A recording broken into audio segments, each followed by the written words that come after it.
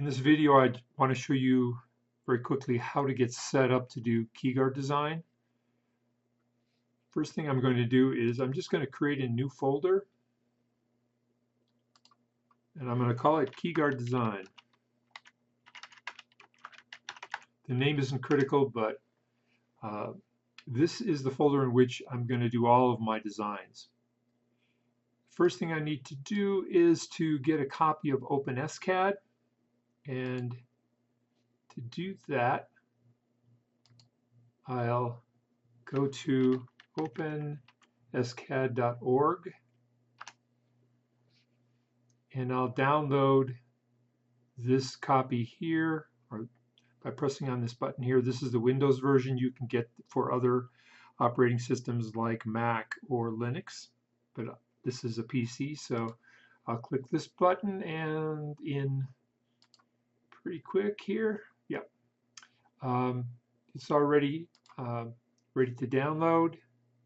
Well, it's already been downloaded, and I can just double click on this installer, or the second copy that I just installed right here, to begin the installation process. And yes, I'm going to let it make changes.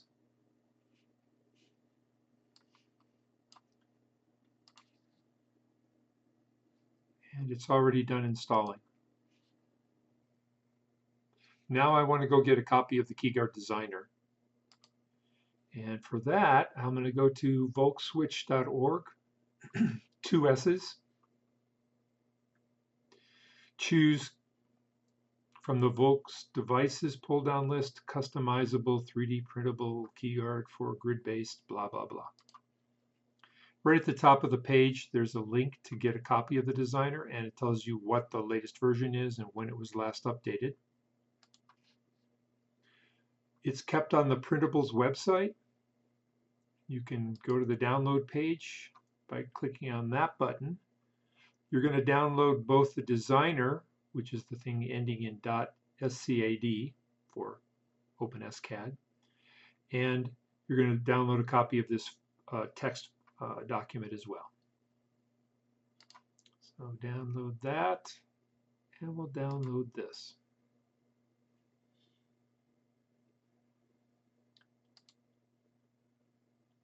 Go into my downloads folder, and I'm just going to copy, where's my folder over here? I'm just going to copy both of these files over to my keyguard design folder. So now when I look in here, what I see is something that looks like this. The next step is to launch the designer. You may get interrupted at this point and say, what do you want to launch this program with, or this file with? In which case you just choose OpenSCAD. All right, so this is what the default will look like when you first bring up the designer, and I'm also going to maximize it.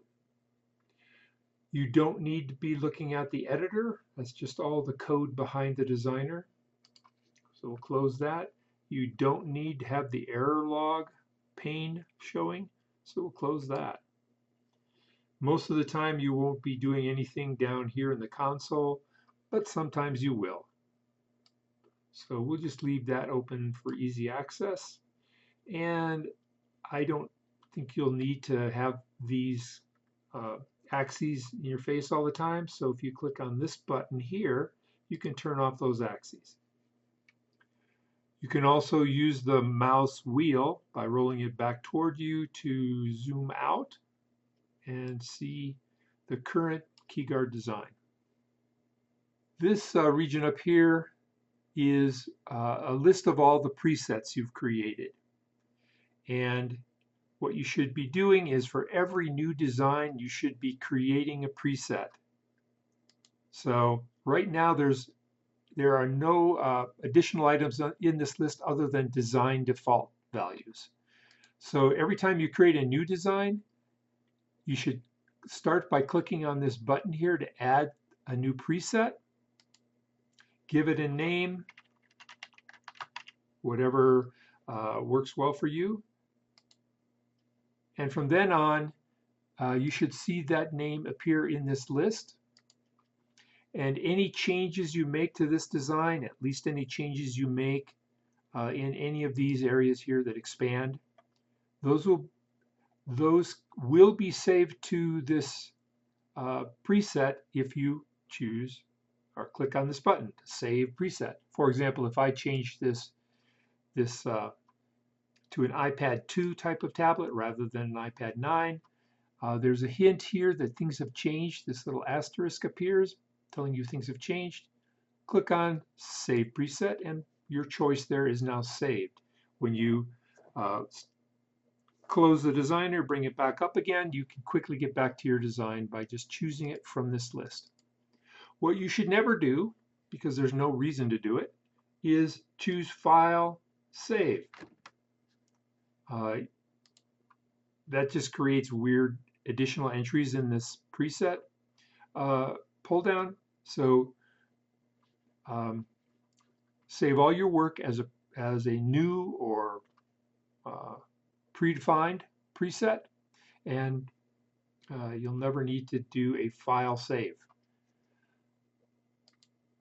The other thing is, once you save your first preset, a new file will appear in the folder that has the extension JSON. JSON is the way that's pronounced. And at any point in time, the name of the JSON file needs to match the name of the designer file, the one that ends in SCAD. There's more information about a good procedure for working on multiple key guards over time, and that's all described on the website.